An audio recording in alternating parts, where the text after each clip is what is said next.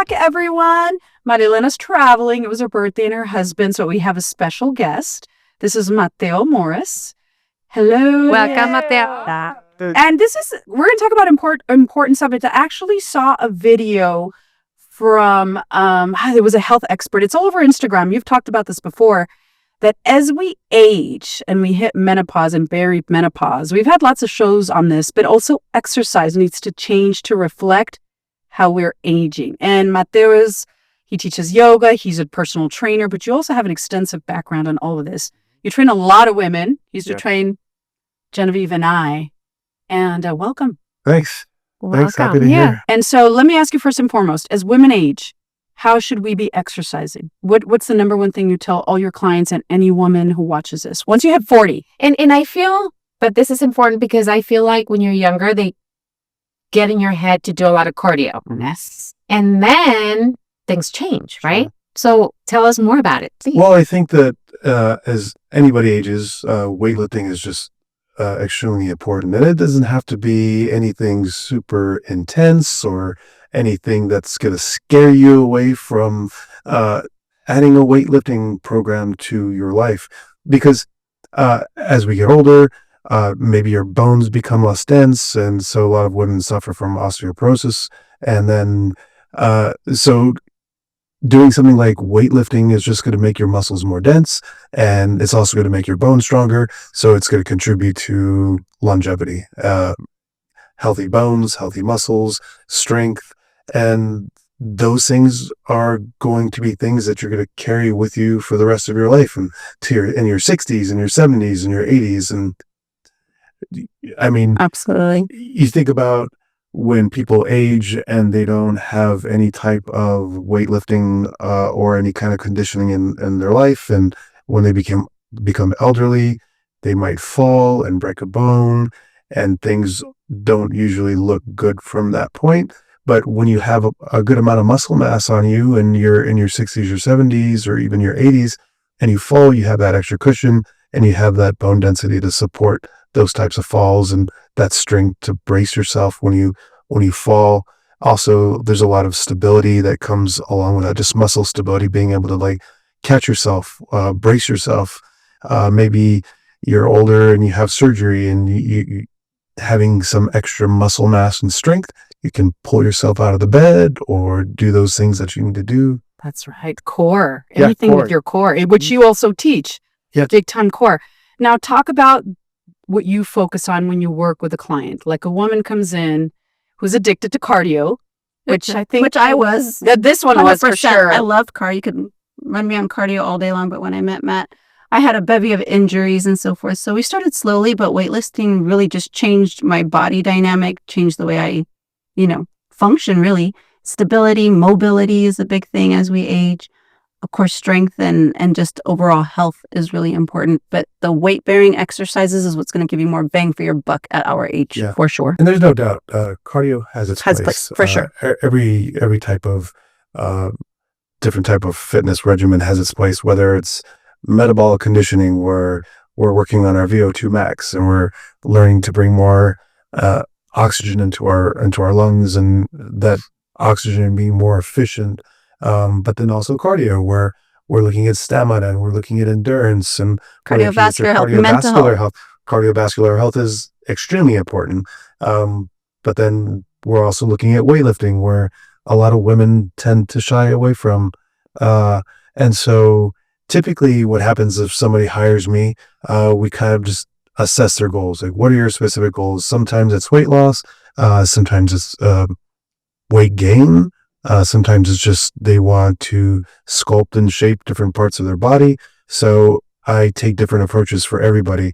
So like weight loss, for example, it's, in my opinion, and other trainers would differ from this opinion, but I tend to take maybe a 70% cardio approach and a 30% weightlifting approach in the beginning, because when I take on new clients, you have to understand that they've really never lifted weights before.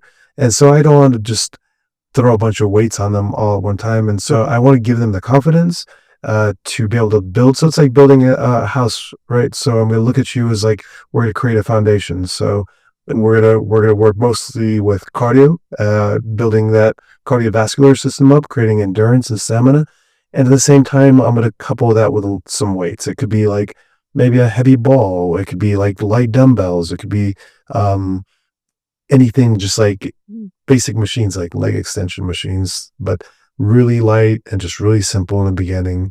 And And then you're sneaky because you'll sneak in both at the same time. Yeah. So he'll throw like a 20-pound med ball into you or whatever, and you're like, hey, wait a minute. yes, So those compounded exercises are absolutely, really, really good. And she's 100% right. I will mix all those in. So a lot of times people are like, can we work on arms? I'm like, I give you a lot of arms. Cardio. We're doing you're hiring me for a reason. I'm taking care of all of you. I'm taking care of your cardiovascular system.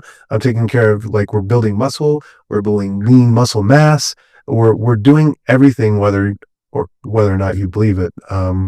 Because I do try to like sneak in a lot of things. We're just like, and I don't really take the time because it takes so much explanation to say like, okay, so we're gonna do this one movement and this movement and this movement, and this is gonna hit your biceps, and this is gonna hit your quadriceps, and this is gonna hit your cardiovascular system. Because most people are just like, let's get in, let's get out, let's get this done. Yeah. But it's And far then less you just trust me. intimidating than throwing a big barbell in Yeah, front of you for something right. that hasn't worked Yeah. out. If you've never, Right. it is intimidating. So You're the right. way that it's done is really. And some really some of smart. my clients will never touch a barbell. We will get into heavy weightlifting, but it's mostly like machines and just things that are specific to whatever they feel like they need. And then they come in with injuries, and those are also different modifications that I had to take into consideration as well. Like, I have a lot of people with bad knees or bad hips, so I had to get really creative with how do I maximize that muscle growth in that particular muscle without causing injury or harm to something that's already injured. So I deal with that all the time.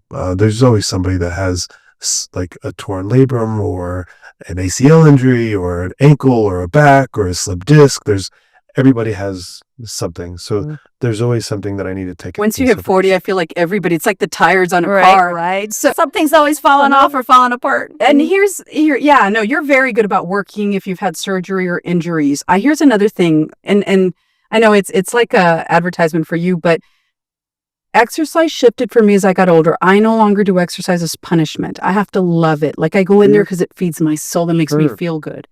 And I don't It's like empowering to let your body know Yeah. that you can do X, Y, or Z. That you is have so- the that's such ability. a- not huge a statement. trainer who's, come on, and you ate the cookie. Okay, I ate the cookie. So what? Shooting you But- with a water gun. No, I don't like any of that. Don't yell at me. Yeah. And so talk about that. I believe what you just said, that's very powerful, what you just said, because I have dealt with a lot of people in the past that come into the gym and they kind of look at it as like, I overate yesterday, so I'm going to punish myself. And I'm like, that's not necessarily really how it works.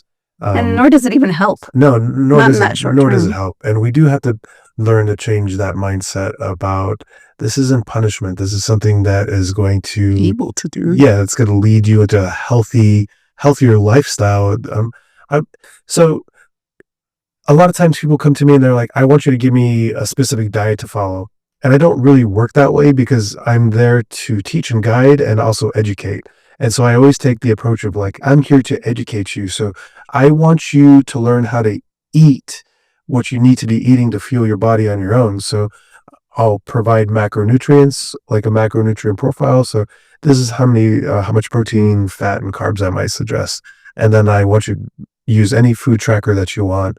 And then as you punch in this food, you're starting to learn whatever it is that you're putting in your mouth, how it affects these different parameters and your vitamins and your minerals and your nutrients.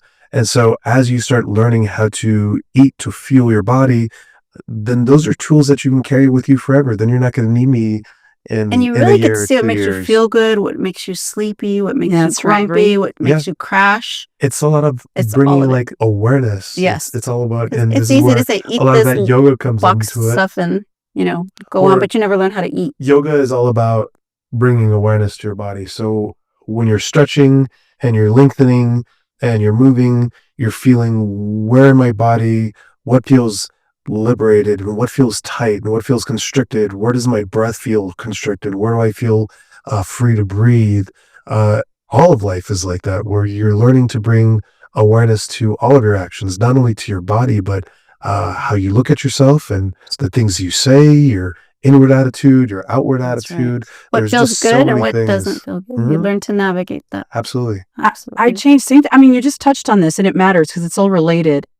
Looking at food differently. If I ate the cookie, not punishing myself, it's okay to have the cookie. It's like balance and not looking as good food or bad food, more nutritional food. Exercise, I do it because I love it. Now when I go to the gym, it's like my me time. And it's changed as I've gotten, I've different phases in my life, like addicted to tennis. And then Right. I got tired of tennis and now I like the weightlifting. Mhm.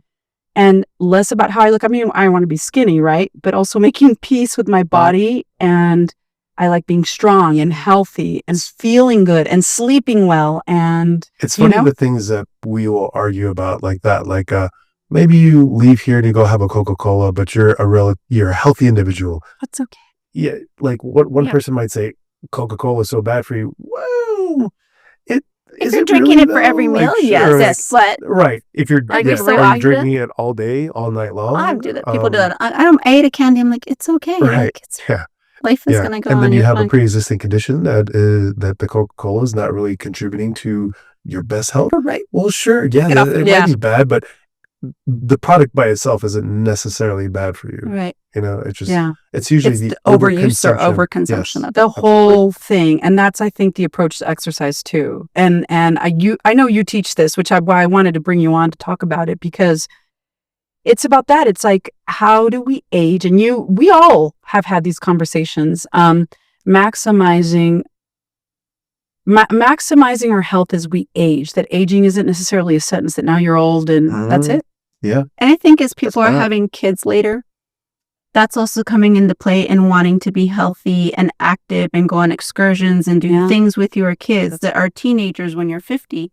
It's no easy feat to keep up with these people. So, Yeah, you guys have little Yeah. kids? not little, but Teenagers? 17. And yours is teen already or preteen? Preteen. Yeah, so So that's always excited. It's hot. another shift in the dynamic of how you want your body to feel and how you want it to react and Totally. and respond to That's right. even going horseback riding, going whatever, Yeah. going to swimming with the dolphins, whatever. You want to be able to feel good and feel healthy doing that, and not That's just right. exhausted and hey, I need a nap and yada yada. And there's so much knowledge at our fingertips That's that right.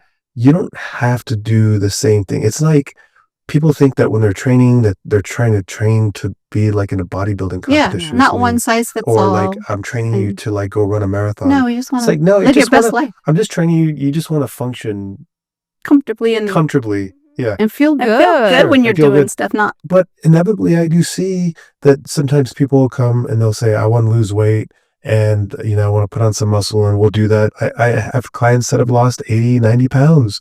And then they get to these places where they look really healthy. They're very lean and they're like, you know what? I want to put on some more muscle mass. And it's always like their The goals, dynamic the shift. goals always change. And that's what I think is so beautiful about it. Somewhere along the way, it's less about how you look and more like, I'm strong. I can't believe I lifted that. Yeah. I had to, yeah. it's liberating. It is But- liberating, especially at your age when you think, oh my God, I can't believe I did that. Yeah. When I got back to the gym, I had stopped lifting weights and then I started again just this year. And I started back at like 10 pounds. That's how I was. And I used to be gained able to weight. I lift was a so little, much and up. yeah, I was a little fluffy. And we were talking about, you don't realize it till it catches up with you. And I went back to just the basics. Mhm.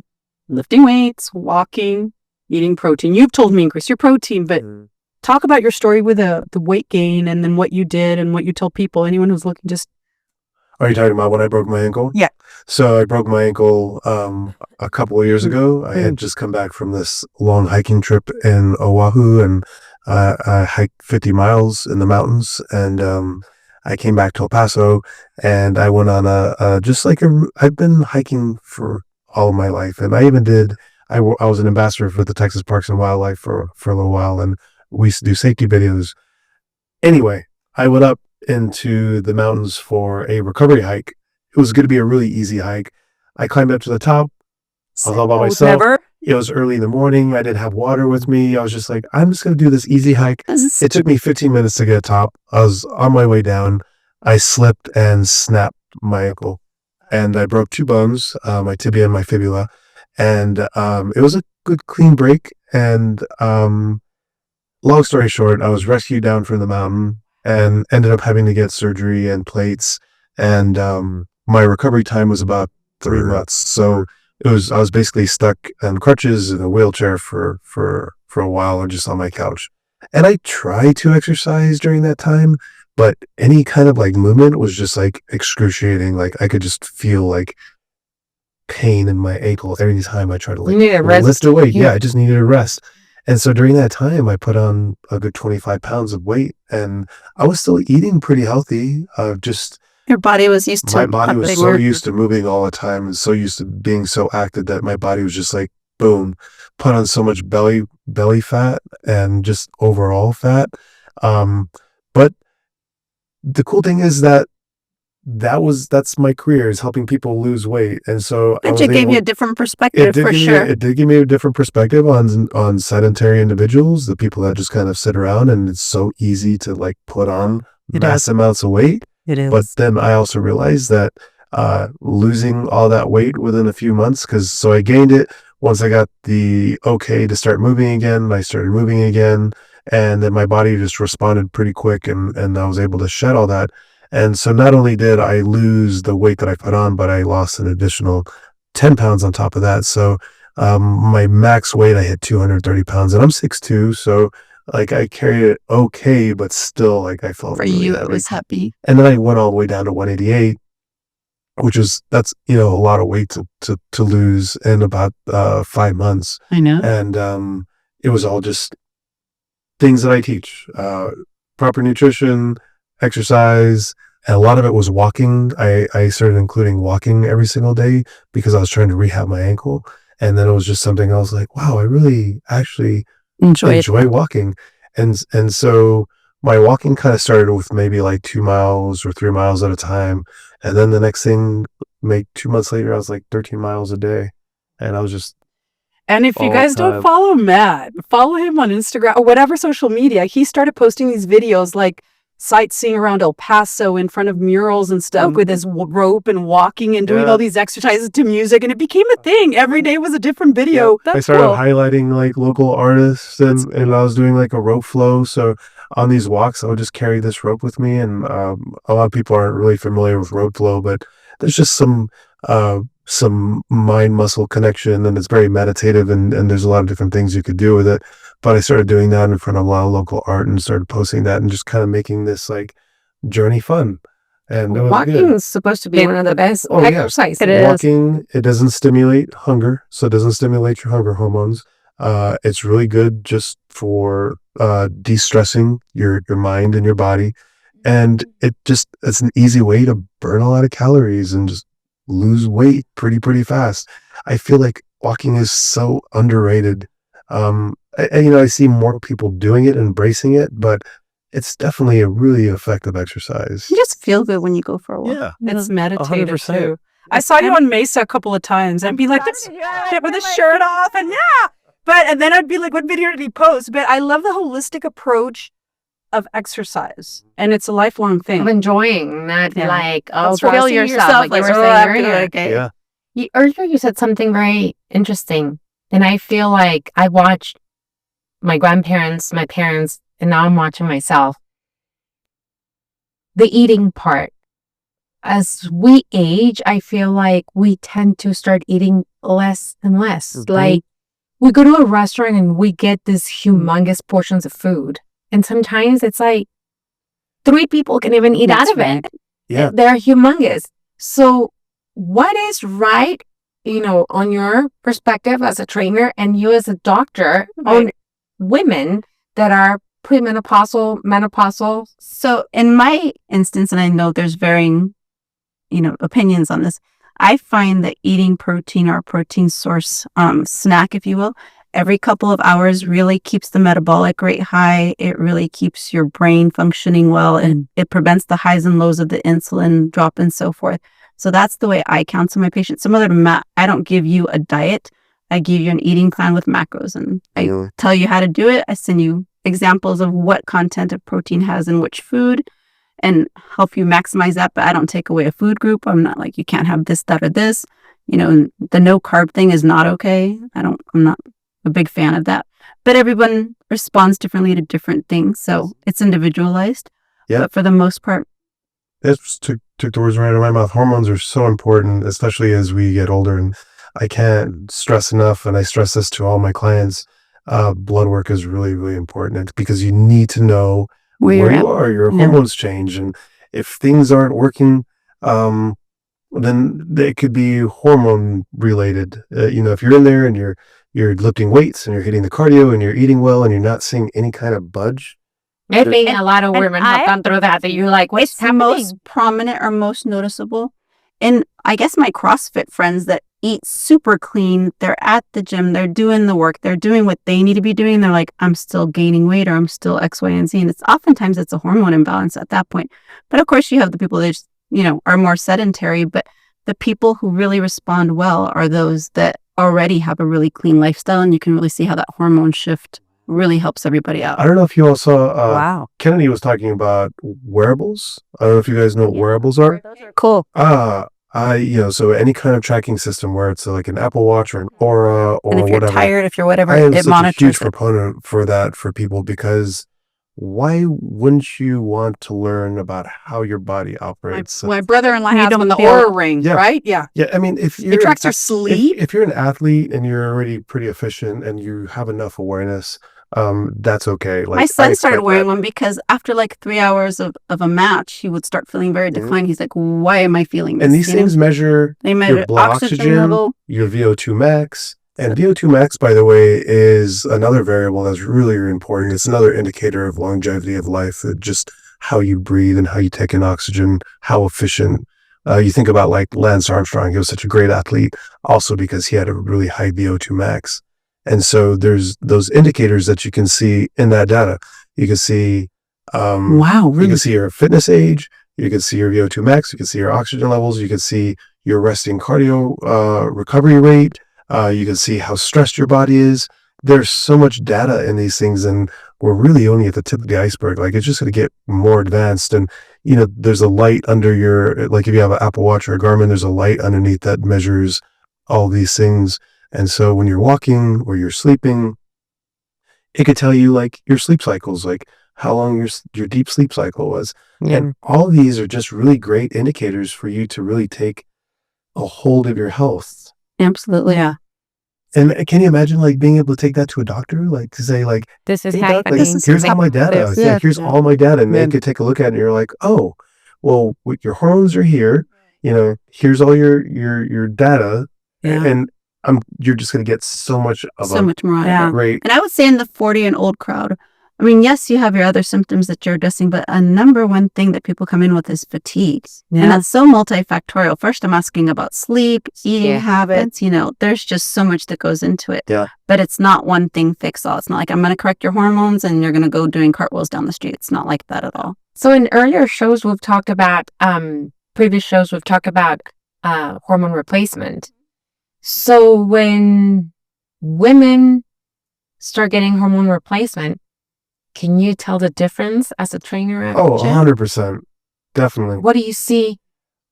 Energy? Because women, we can tell when we Oh, yeah. get no, it done. 100%. I do it, and I know when You're it's taking going a decline. down or when, yeah. I've seen things So- like, it's usually like energy, strength, weight loss is usually like some of the big indicators.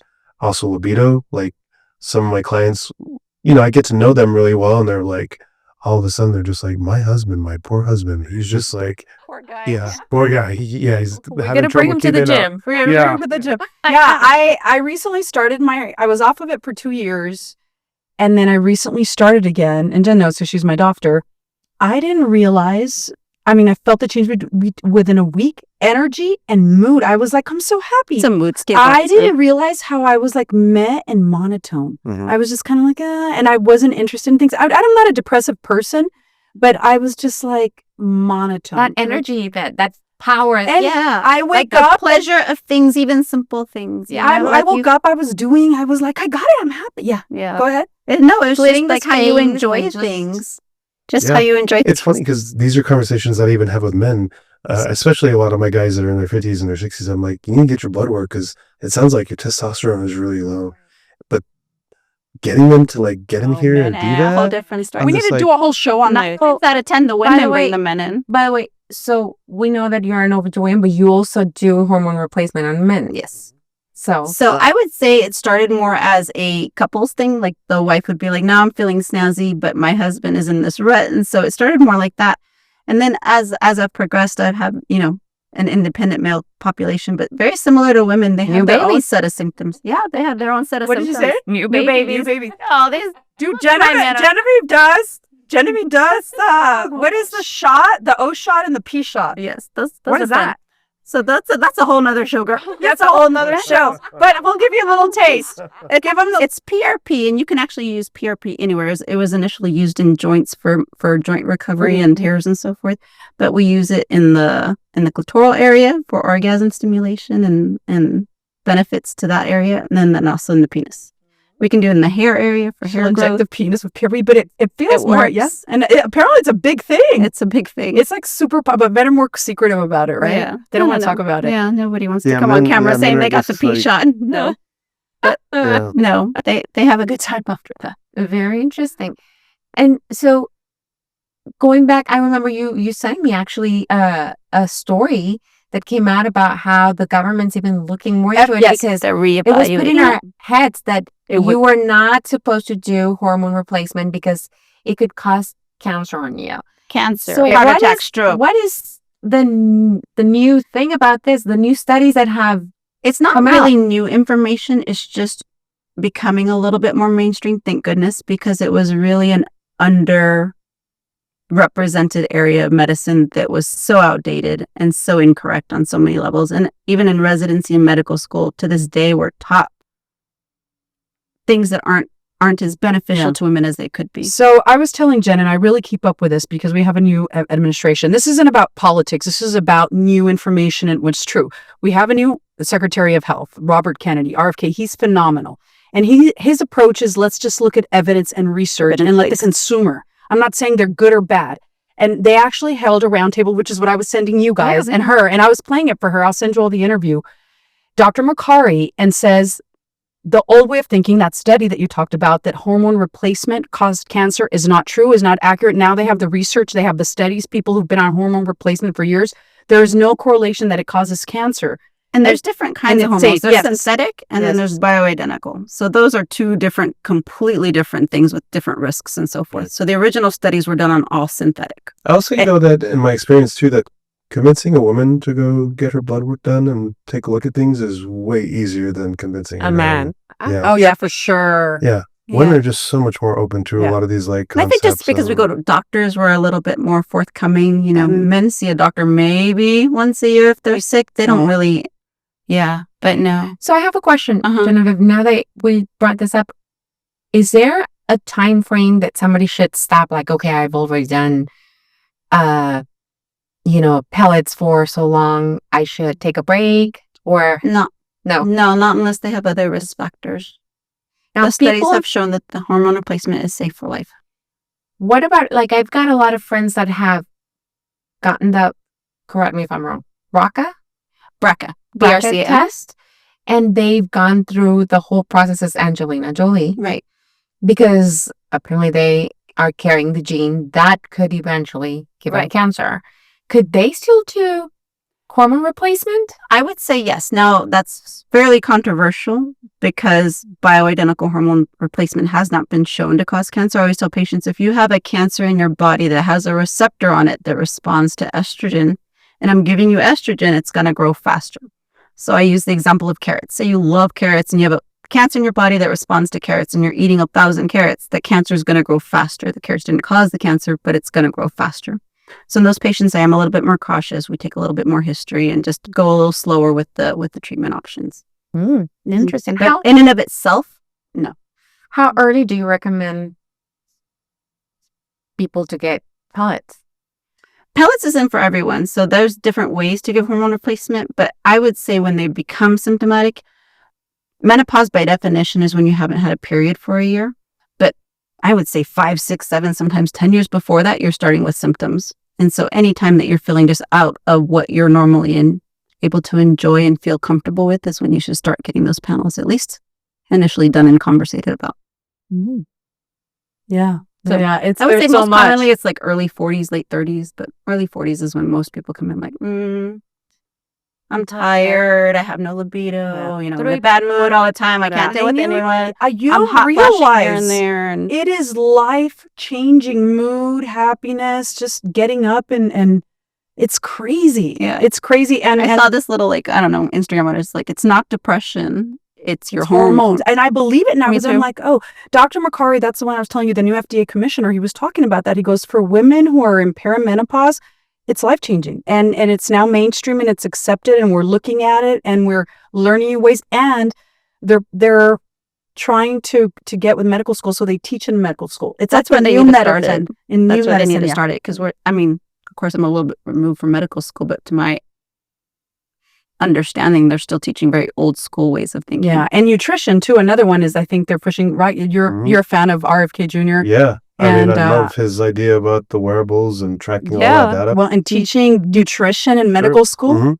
absolutely. they don't. Which they don't. No, they don't. You know, we're all so complex. Yeah. And when you take something like hormones, just as say, maybe a first step when you want to change your life after 40, say, for example, then, so, my training is called holistic training because I look at I don't just do physical training. We look at everything that encompasses a whole healthy individual. So that's sleep, hydration, minerals, food, weightlifting, setting your body goals, blood work, hormones. I try to look at everything. And so when you take something like hormones, and that's something that's going to help increase your energy, that's going to help you sleep better. So now you're sleeping better. So maybe now you have a little bit more energy to go to the gym. And now you're going to the gym and you're losing weight and you're feeling better. And so your confidence is increasing. You're feeling better about yourself. You're like your So- husband. Yeah, yeah. You like- So now your hormones are regulated, you're gaining muscle mass, you're losing body weight, body fat, you're Let's go gaining to the more beach. confidence. From the beginning, Yeah. you bring down stress. You bring down stress. Stress is a big factor too. And so there's like yeah. all those emotional and mental components that That's come right. into play with all of it. So it's just, there's so many components and they're not really difficult. You just have to, It's just synergistic. you have to address them. Can't fix one and not fix Right, the other stuff. right. We 100%. talked about lifting weights. How does Pilates, yoga, and other type of exercising help somebody that's premenopausal or menopausal? I feel like yoga would be more of a complement to weightlifting because yoga is mostly stretching and learning to like calm your mind and kind of like settle within. And also helps prevent injury, right? Yeah, because of the fact that you're stretching and you're becoming more limber, so your muscles aren't so tight, so you're not gonna like just snap Mm-hmm. mentally as well.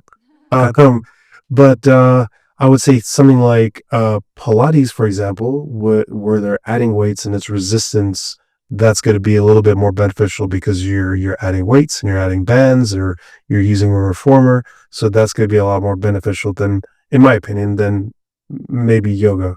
And I'm not saying that yoga is not beneficial. I'm just saying in regards to like building muscle, Pilates is going to be a little bit more superior in that regard.